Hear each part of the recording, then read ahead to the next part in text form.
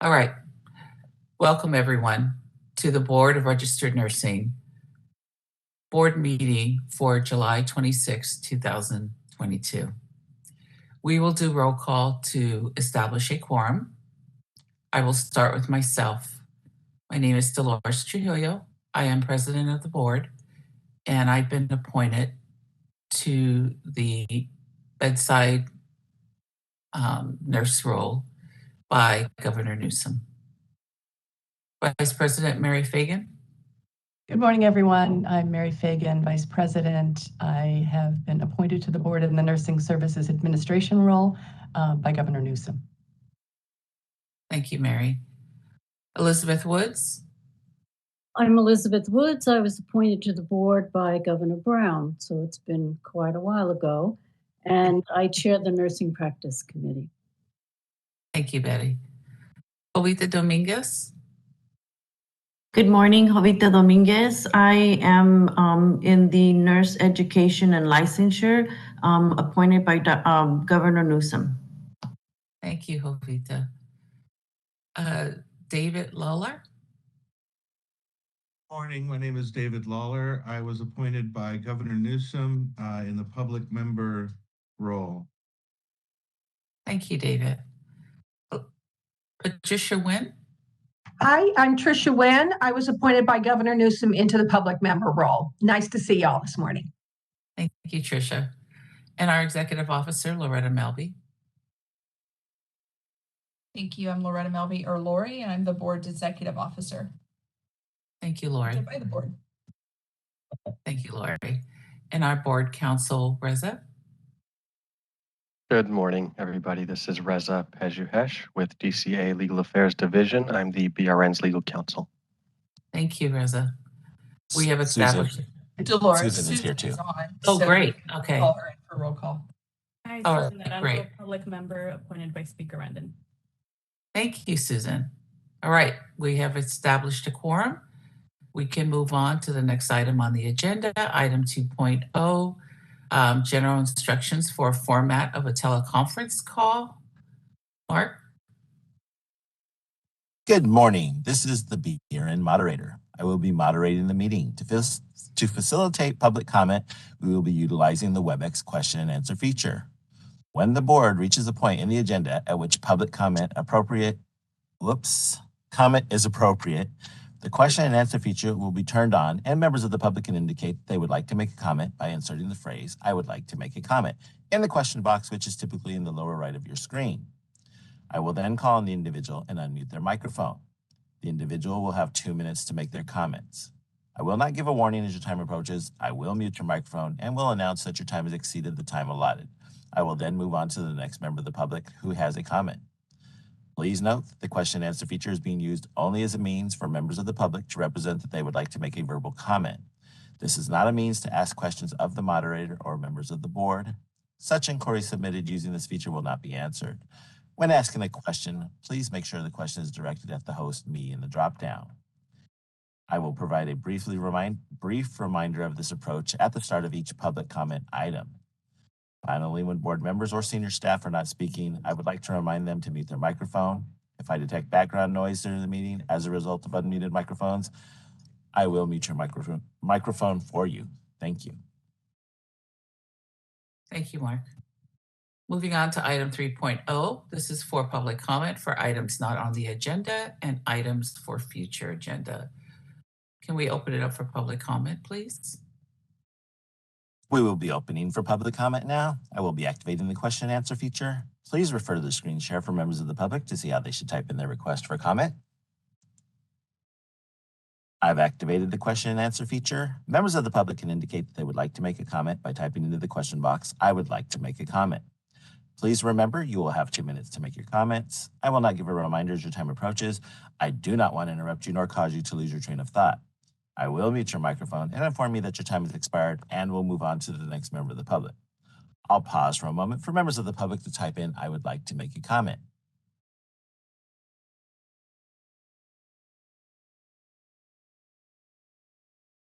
Scott Casanova would like to make a comment. 1 second, please.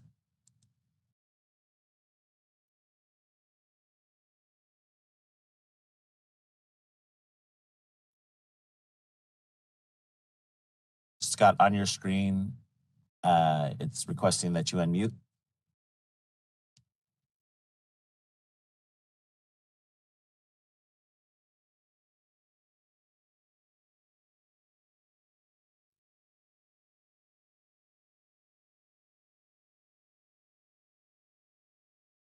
Okay, I'll come back to you, Scott. Mary Adorno would like to make a comment. 1 second, please.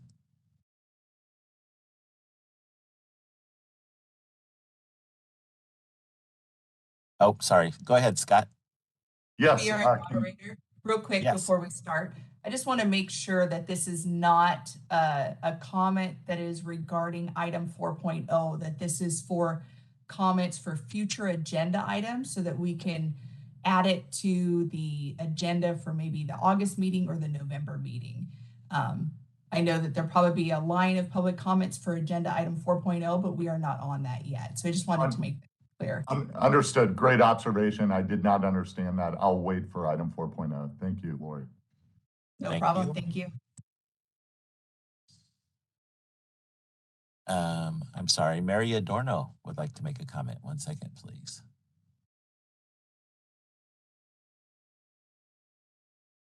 Go ahead, Mary. Hi, this is Mary Adorno on behalf of the California Association for Health Services at Home. And we recently received some conflicting information regarding nurse practitioners' ability to sign home health orders. During the last meeting that I monitored, the latest information I had was that the Board of Registered Nursing posted a fact sheet that indicated that until the regulations have been finalized for the transition to practice, which I don't even believe that they've gone out for public comment yet, that nurse practitioners are required to be working under protocols for a specific entity that specifically specifies they can order home health services in order to continue to do that while we're waiting for those regulations to be drafted for the implementation of AB 890. I would like clarification on this. The Department of Public Health is telling folks that it's okay now, pursuant to a Title 22 regulation that says authorized practitioners. Well, authorized practitioners has not yet been defined because we don't have a transition to practice regulation at this time. So clarification is needed. Hospitals are demanding CASA to stop telling people that they need NP protocols in place to order home health. We are deferring to the Board of Registered Nursing as we were told that you have complete oversight over NP scope of practice. And therefore CDPH, although they have conflicting information, we have to rely on Board of Registered Nursing. So thank you, that's my question. That's my clarification that I'm hoping to seek. Thank you, Mary. Thank you. We do have an August 17th board meeting. Board President Trujillo, would you like that added to the agenda? I'm not able to hear you. Thank you, Lori. Yes, I would. Thank you very much. Thank you. We will. Thank you. Thank you.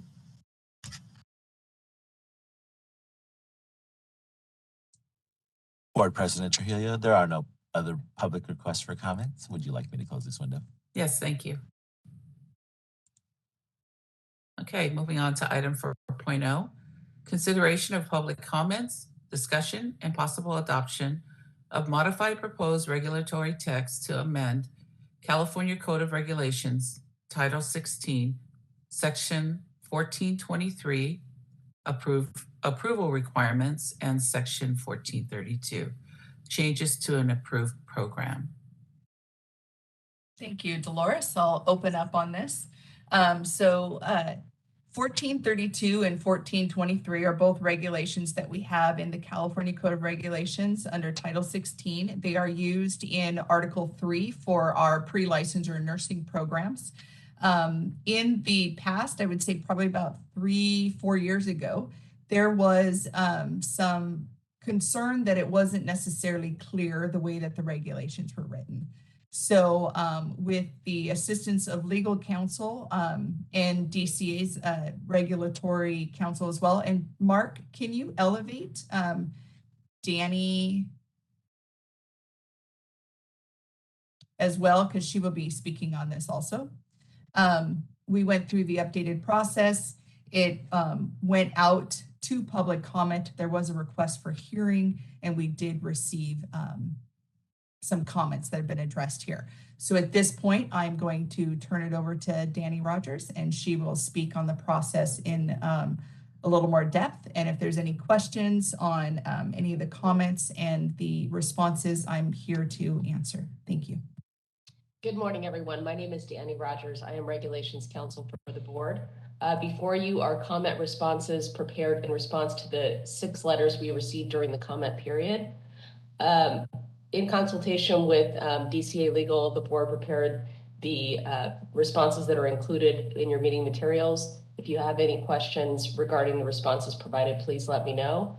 If they look acceptable to you, the action requested is proposed in the agenda summary. I do not see the motion language listed, but I'm happy to provide that language should it be needed. Somehow it didn't end up in the summary here. Danny, I believe it's on the next slide of the PowerPoint. Mark, can you advance, board moderator, sorry, can you advance the slide? Thank you. There you go, perfect. I'm open for any questions that you may have. Thank you. Any questions or comments from the board?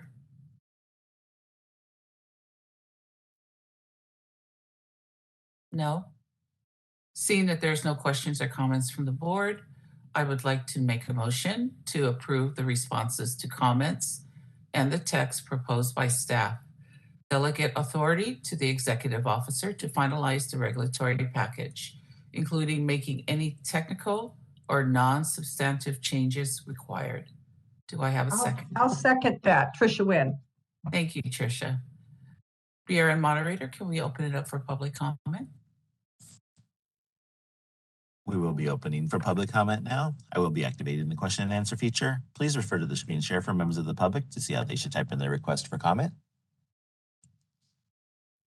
I've activated the question and answer feature. Members of the public can indicate that they would like to make a comment by typing into the question box, "I would like to make a comment." Please remember, you will have 2 minutes to make your comments. I will not give a reminder as your time approaches. I do not want to interrupt you nor cause you to lose your train of thought. I will mute your microphone and inform you that your time has expired, and we'll move on to the next member of the public. I'll pause for a moment for members of the public to type in, "I would like to make a comment."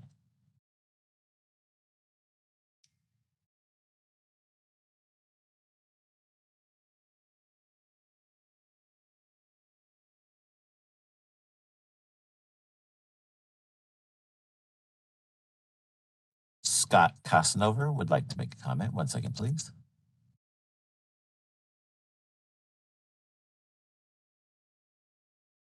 Go ahead, Scott. Scott Casanova for West Coast University. I would be remiss if I didn't point out that the BRN provided only 10 days notice of today's very important meeting and scheduled the same while the legislature is on recess. Given the number of concerns the California Hospital Association, the California Association of Colleges of Nurses, and several schools raised in the public comment period, the short notice is not by happenstance. The BRN's attempt to amend 1432 to view any increase of enrollments at approved nursing programs as a substantive change begs 2 questions. 1, does BRN have regulatory basis to control enrollments at a single student level? Or said another way, how does increasing enrollments by a single student constitute a substantive change? And 2, what are the implications of both prospective nursing students and to the supply of nursing graduates for the state of California if the board is allowed to completely control the labor supply of registered nurses in this state? Requiring schools to seek formal board approval, a time-consuming and costly process, as a result of increasing enrollment by a single student is not reasonable, and it demonstrates the arbitrary and capricious nature of the board's interpretation of substantive change. Merriam-Webster Dictionary, which the board has historically relied on to define substantive, defines substantive as involving matters of major or practical importance to all concerned, or considerable in amount or numbers. Any change in enrollment or increase in enrollment by a single student is not substantive, and increasing enrollments by 1, 2, 5, or even 10 students does not meet the definition of substantive change, no matter what reason the BRN gives for needing that power. In defending its position, the board argues that any change in enrollment is substantive because the addition of 5 additional students to a program could displace another school's clinical rotations. But giving the board authority to control enrollments at the single student level is not necessary to protect clinical rotations from displacement because the board already has that power. Section 1427 of the Nursing Practice Act requires each and every clinical rotation to be approved by the board and make sure that no other school is being displaced in those clinical rotations. Implicit in that process are assurances that another school's clinical rotations won't be impacted. The board also claims that controlling enrollments at the single digit level allows the board to ensure that the nursing program has adequate resources and support and physical space to operate a sustainable program. Those claims are false, and an application of reason, practicality, and common sense actually lead to the opposite conclusion. The board already has authority to regulate changes in enrollment to the extent that those changes cause a program to fall out of compliance with the Nursing Practice Act. If, for instance, the BRN finds that a school has not grown its facilities or faculty to accommodate its student population, or its graduate licensing examination scores are unsatisfactory, the board can actually find the program in violation of the specific regulatory provisions addressing those subjects, and they can require corrective action. And you can find those in section 1424, 1425, 1427, and 1431 of the Nursing Practice Act. The shortage of nurses in the state of California is palpable, impacting both the quality and the cost of healthcare in the state. Artificially constricting the supply of nurses in California is contradictory to good public health policy in the state that's desperate for qualified nurses.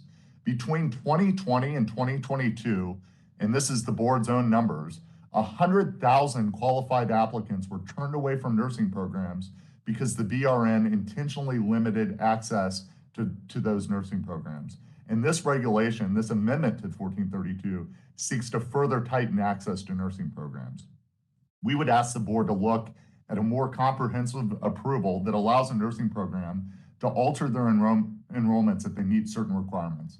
For instance, a high-performing school that generates high graduation rates, high NCLEX passage rates, high job placement rates should be encouraged to grow its program, not keep it the same. Finally, we do question why these regulations are being proposed weeks ahead of the legislature's sunset review process.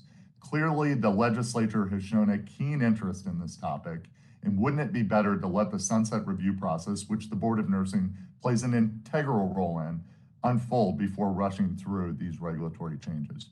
Thank you. Thank you. Board President Trujillo, there are no other public requests. Oh, I'm sorry. Somebody got in there. Noro would like to make a comment. 1 second, please.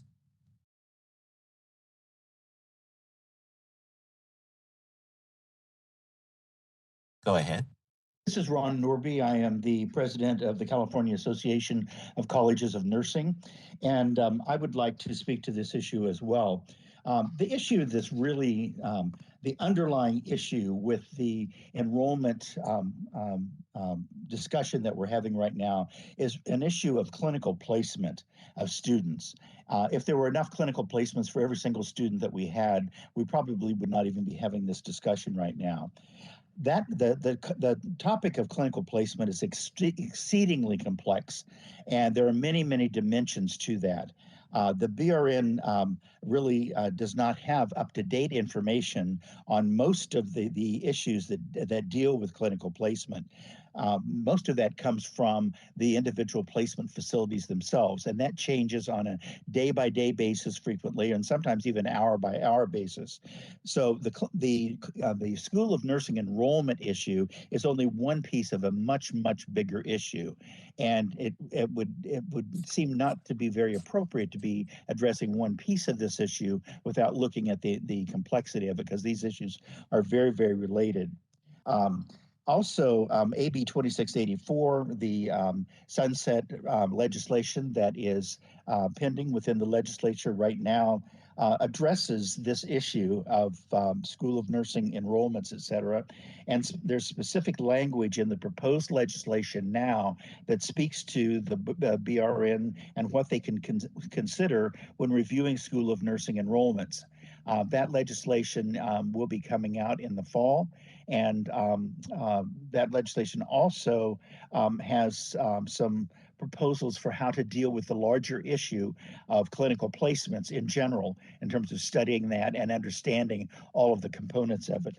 So I would agree with the prior speaker and basically ask that minimally that this issue be tabled until the legislative actions of 2684 are promulgated, because I believe that that will provide additional guidance. And to take this action with this piece of this bigger puzzle right now, I think is not very helpful to resolving the overall issue. Thank you very much. I appreciate you. Thank you. Board President Trujillo, there are no other public requests for comments. Would you like me to close this window? Yes, thank you. All right, we have a motion on the floor in a second. We will take it to a vote. Dolores Trujillo votes yes. Vice President Mary Fagan?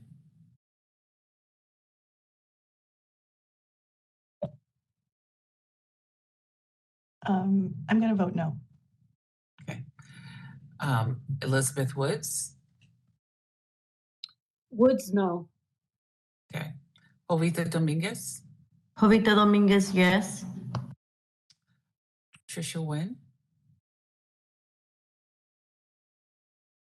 Sorry, Trisha Wynn, yes. Thank you. David Lawler? David Lawler, no.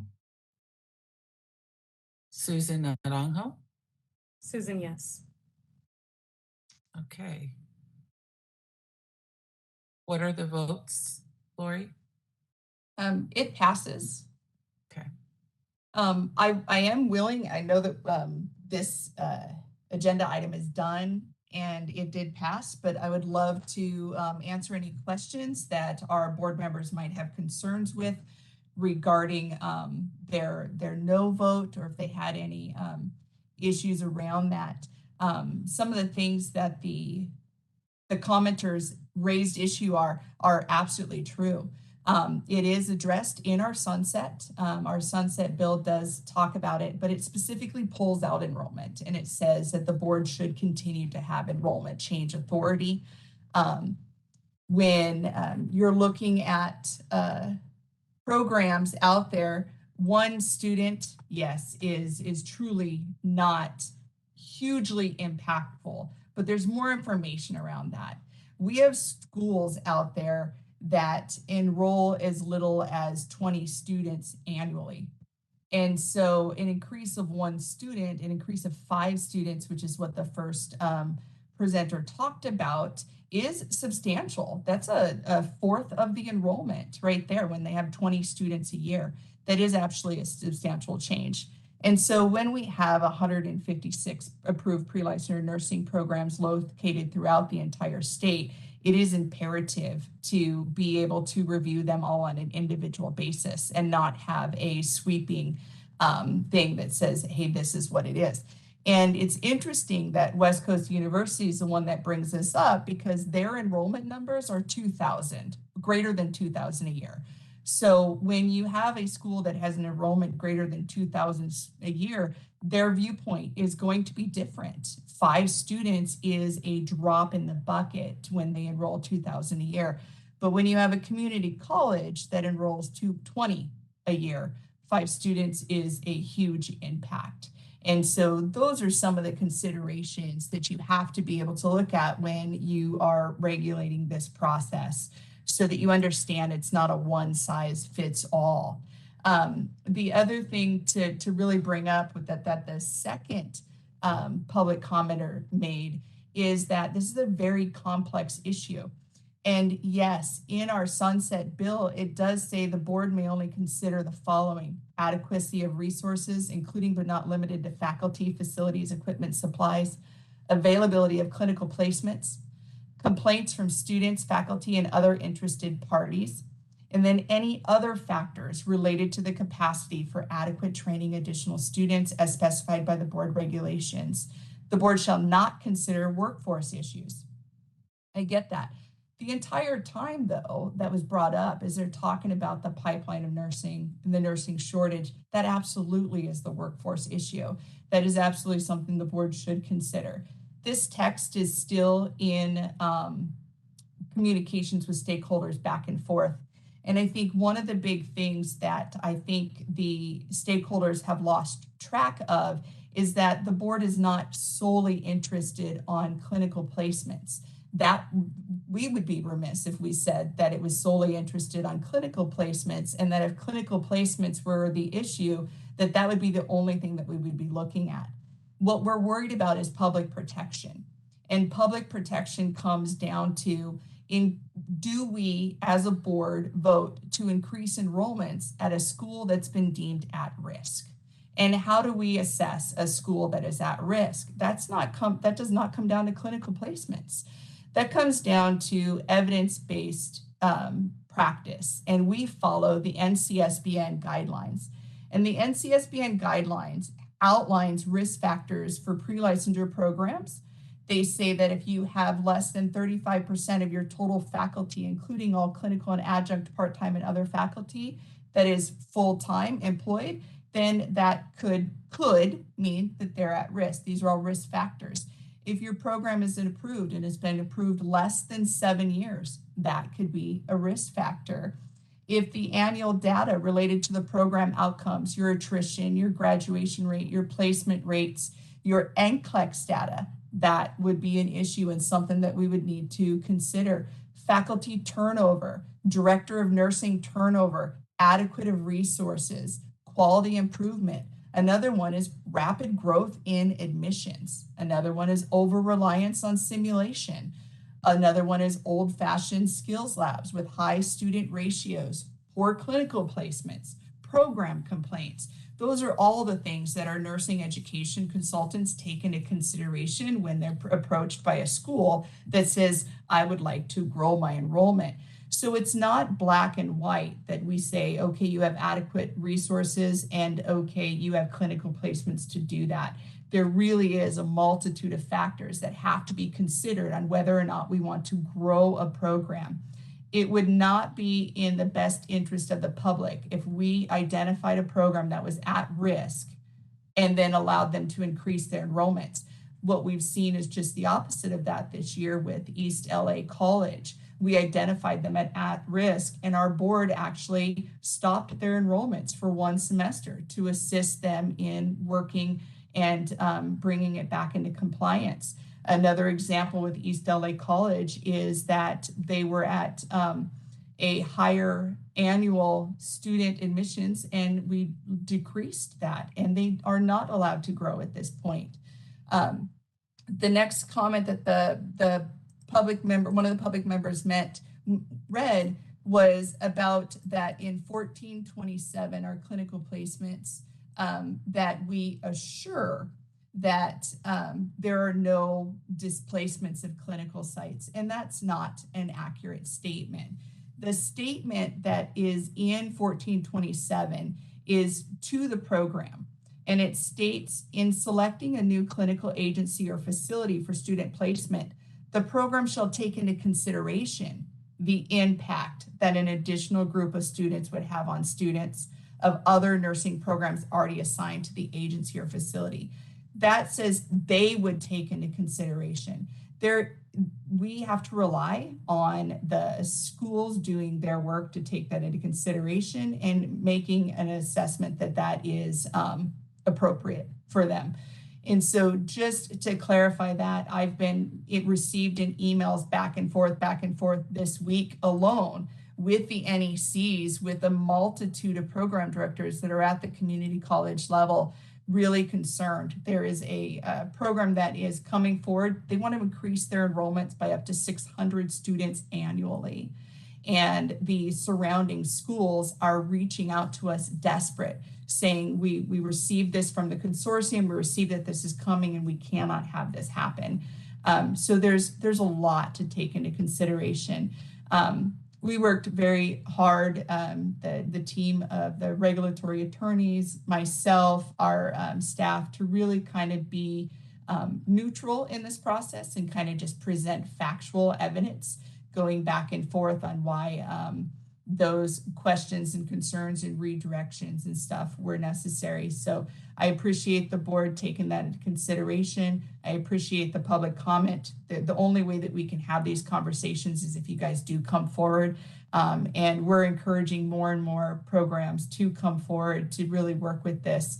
And we are continuing to work with the legislative staff on our sunset bill so that we can really get some clarity for that. And I think the big takeaway is that they actually, the COADN did not support the sunset portion that wanted to just put the enrollment approvals to the accrediting agencies because they are filling that. I presented at a workforce conference just this week where we were talking about the pipeline of nursing. And I shared that last year, our board approved 1,457 new student placements for enrollment. And that's a growth. And 56 of those went to community colleges. 1,401 went to private institutions. Our community colleges are saying that they are being shut out and pushed out. And I think that's something that needs to be addressed and looked at, polling the facts, getting those facts out and bringing them forward and having conversations. That's really what this is all about. So if you guys do have comments, if you guys do have questions, I would love to have a conversation with you. I'd love to have it here for other people to learn and understand and really use these forums for what they're intended for. So thank you so much. And I'm here for any questions if the board has any comments or needs additional clarification. Thank you, Lori. Any questions or comments from the board? Lori, the comment that really gave me pause was from the California Association of the Schools of Nursing, Colleges of Nursing, and about the timing. And I just wonder if you will address that, because it just made me think maybe we do need a little, and it's too late, but maybe a little more time to consider this. That's what gave me pause. Yeah, the great thing with that is, and Danny can clarify, the reason we did notice this meeting and come forward was not to be facetious in any way whatsoever. We're up against a time frame because this package started a long time ago, and we have a mandated time to respond to comments, and those comments have to be commented and passed by our board. And Danny, if you want to jump in and give that timeline, I don't know it off the top of my head, but I know that you had given us direction that we needed to have this through in July. Certainly, happy to. This is Danny Rogers, Regulatory Counsel. So this regulatory action was commenced in November of 2021. We do have a year from the issuance of notice to complete the package, meaning file it with the Office of Administrative Law.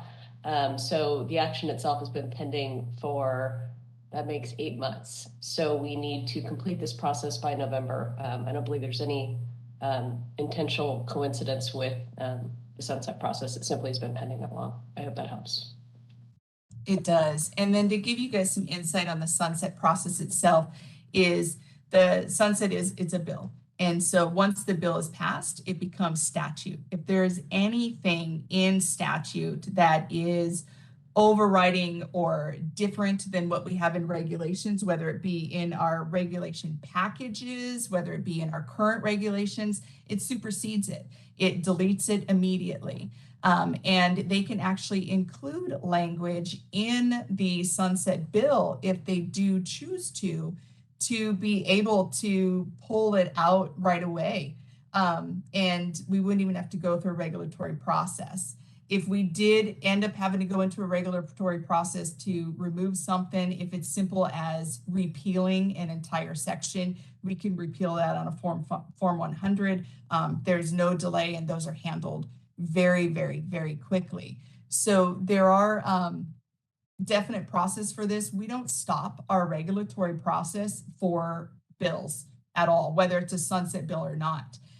There are many, many bills that go through each legislative cycle or session, that pertains to the Board of Registered Nursing, whether it be to AB 890, that it pertained to this. Right now, we're in a conundrum with that, is we're trying to implement AB 890. We have regulations written, passed by the board, but we have new language in our sunset bill that directly affects nurse practitioner practice and affects the regulations that we wrote for AB 890, where it actually goes in and addresses the transition of practice. So we would not stop the regulatory process just because we have a bill out there that addresses the same things that we're updating. If we were to do that, we would halt the regulations for AB 890. And as you can tell, AB 890 is something that the board has backed. There's been no pushback in public comment about proceeding with those regulations.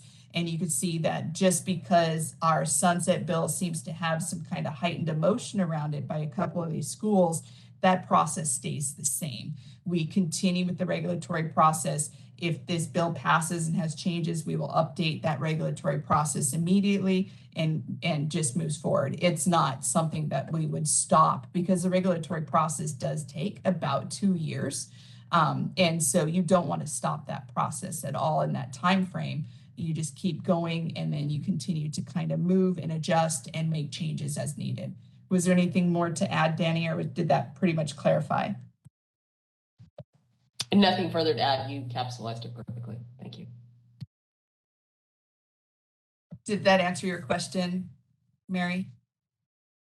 Yeah, that was very helpful. Thank you. Great. Thank you, Lori.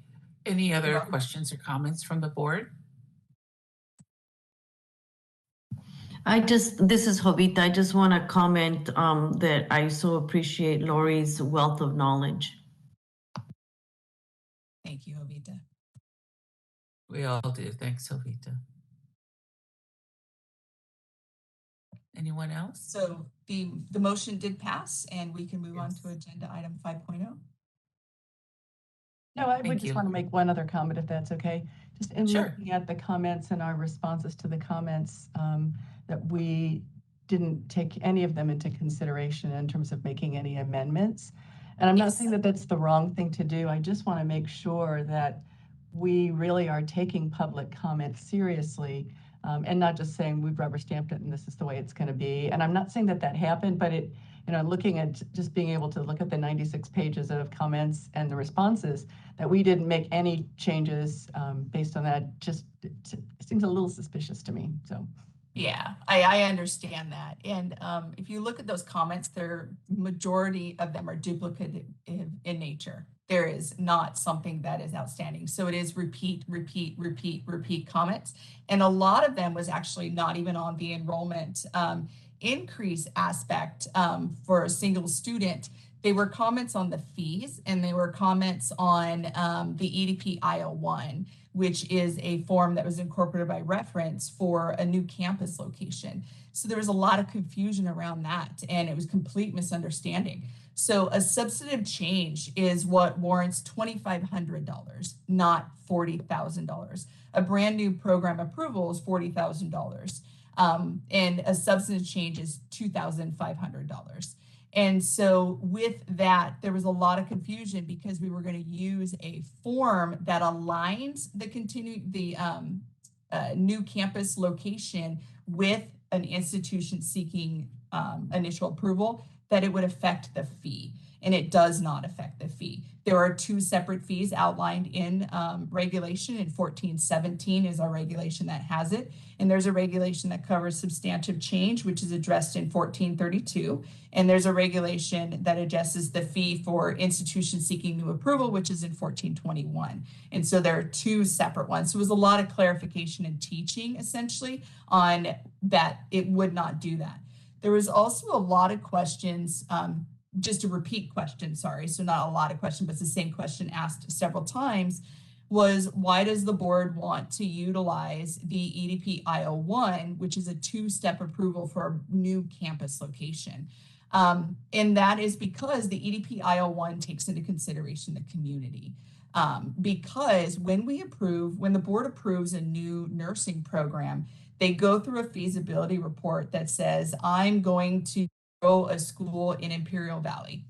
And so they look at all of the resources in Imperial Valley. They look at the nursing students that are wanting to be enrolled in Imperial Valley. They look at the faculty, whether or not there are faculty located in Imperial Valley that can serve that school to then teach the students that want to be enrolled. They look at the clinical placements. They look at other hospitals in that area. They look at other schools in that area and say, can they support that? So if you've got a school that is approved at Imperial Valley and they decide they want a new campus located in Sacramento, it's not just, is that school a proven school? It's not just, does that school have good NCLEX pass rates and good faculty hiring processes and clinical placements? It's now it's going to Sacramento. And so to pull up the EDP IO1 and use that information to ensure that there is students that want to attend nursing school in Sacramento, that there are students, that there are faculty located in Sacramento that want to teach at that school, that there are clinical placements, and that you're not going to affect the other 15 or 20 schools that are approved and already operating in Sacramento if they were to branch into that area. And so it really aligns both of those processes, which is why we would look at it from that point of view. And so that was some of the consideration. The other comments is that they thought it would take 2 to 3 years to do this process. It's a substantive change process. It does not take 2 to 3 years currently. So even with programs that are seeking initial approval, if they turn in all the documentation to us, because it is highly reliant upon the program that's seeking that, we're in and out in less than a year's time. So we were actually the board at the BVNPT sunset review that deans and directors came on and said, we want BVNPT to do the new campus, new school approval the way that the BRN does. And we were modeled after that. And BVNPT is actually now updating their way of doing the institution seeking new approval to follow us. The other comment, which was not responded to, that was in public comment, was talking about the amount of nursing students that are applying to nursing programs. And just to share with you guys some background of that is, I was at the at the Nursing National NCSBN, so the National Council of State Boards of Nursing, and we were talking about this. And there are no identifiers attached to these students when they apply. And so even our data on the number, it talks about the number of applications received at each school. It doesn't talk about the applicants at each school. And there's this wonderful computer system, if you guys wanted to Google it, it's called Nursing CAS. And so it's https://nursingcas.org. And there's 275 schools that are attached to that system. And as a potential nursing student, I go in there, I submit my information, I hit enter, and it blankets my application out to all 275 schools. So I'm one applicant pinging 275 schools at one time. So what NCSBN has talked about is looking at special identifiers. We have RN license that we can look at. We have nurse practitioners and nurse midwives and stuff that have an MPI number that they can look at. And so they're looking at whether or not nursing students or their applicants should have an identifying number other than using a social security number because of confidentiality reasons. So that's something to take into consideration, is how do we get better data that accurately reflects an applicant versus applications. And so we do receive a large number of applications at our schools that are absolutely turned down, that may not be the same as applicants. And so when you have these technology systems like this that you do one application and it blankets out to 275 schools, it's hard to get accurate data.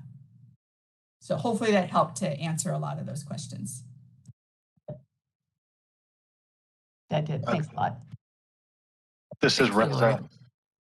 Just thought I'd add one real quick thing, going back to Mary's question about kind of how the comment responses read and how it repeatedly states that the BRN is not making any changes. I'm glad you raised that, Mary, because I'm sure that what I just described kind of stood out maybe to a lot of folks.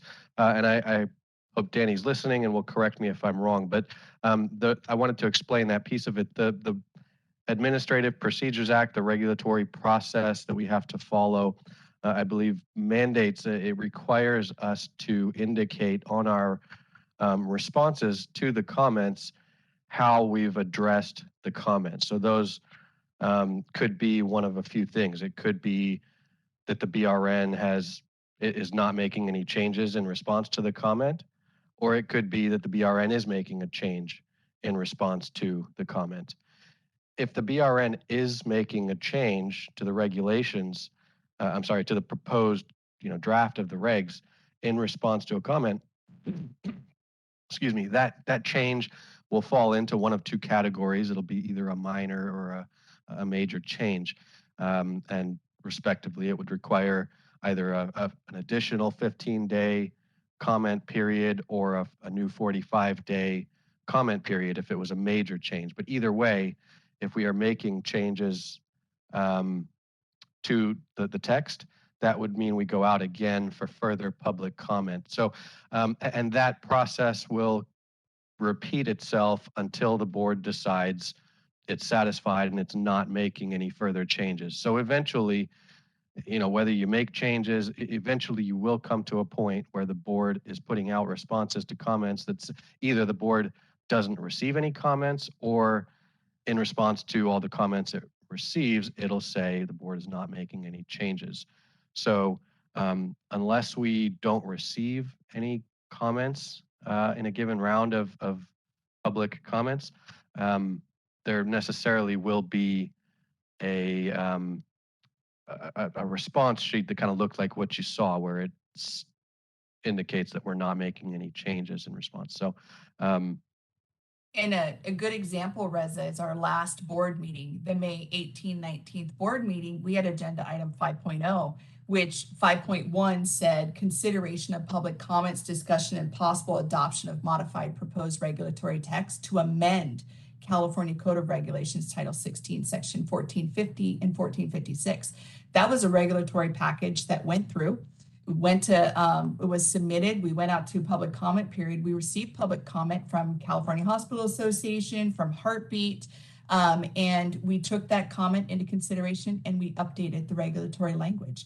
We did take the feedback. We did hear them and we made those changes. We updated the regulatory language. It came back in front of the board. The board accepted the change to the regulatory language, made those updates, and passed it forward so that stakeholder comment was heard. It made complete sense. It was absolutely something that our board was in agreement with, and the proposed regulations were amended to reflect that and move through. And so that's an example of the process that it does work. We do get the feedback and it does make a lot of really good sense. Another example was 1427. So 1427 was proposed regulation that went out to the Office of Administrative Law, and the Office of Administrative Law reviewed it and said, it's not necessarily clear. Can you withdraw the package and make sure that it is more clear? And so the board did. The board withdrew the package, updated the language, working with the Office of Administrative Law and DCA's Danny and Heather and such on the calls here, and it went back in front of the board with the amended language, and the board accepted it and went through. So this just happens to be one package that received a lot of comments that were duplicative in nature, that needed clarification, and some reason behind it. We worked together to get that done, and there were no changes made to the regulatory language because the regulatory language was ultimately clear. And so those are just three examples that you can say. 1427, we pulled back from Office of Administrative Law to fix. 1450 and 1456, we amended based on feedback from public comment from stakeholders. And now we're at 1432 and 23 where we did not amend and it passed to go through as is. So several different examples of the different processes in the review process as regulations move through.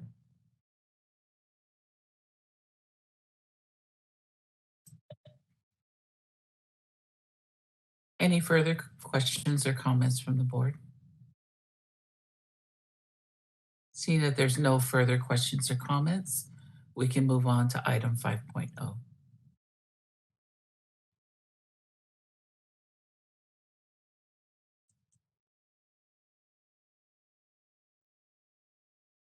BRN moderator. Can we move on to item 5.0?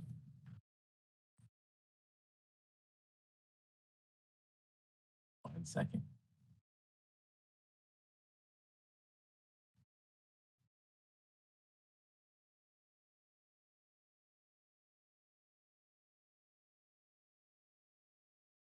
Let me reach out to make sure that we're not having any technical difficulties. Yeah, he came on and said just a second. So Okay. I don't know if he's having any issues.